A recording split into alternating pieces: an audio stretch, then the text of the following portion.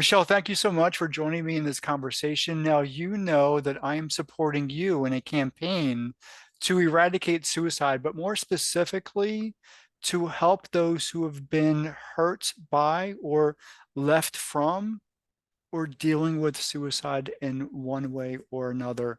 And when we met, I know that you were on one of my podcasts. I think you were on two of my podcasts actually. And you were left in the wake of a suicide. Your husband killed himself. And so Mhm. I want to know from you how you are helping others who are facing similar challenges in life. Could you talk to me about that? Sure. Yeah. Thank you.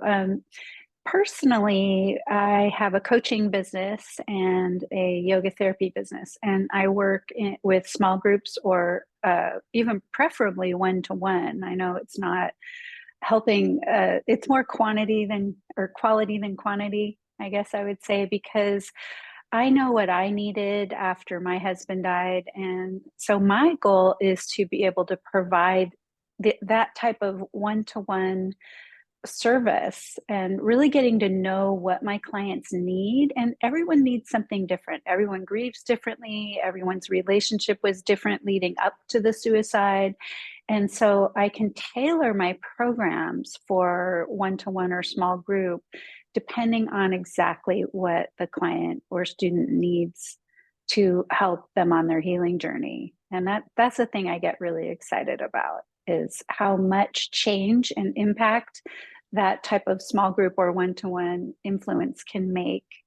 I also do a lot of volunteering because after I went through the initial grief process, I believe grief doesn't end, but that it's something that we grow around. And the stronger I got and the more I grew to understand and learn about grief, the better equipped I was to help others. And I noticed that I could do that, that I was strong enough and able. And so I do a lot of volunteering as well with different grief groups, suicide loss groups, and help out that way. I love it. I love it so much. Thank you so much for this conversation.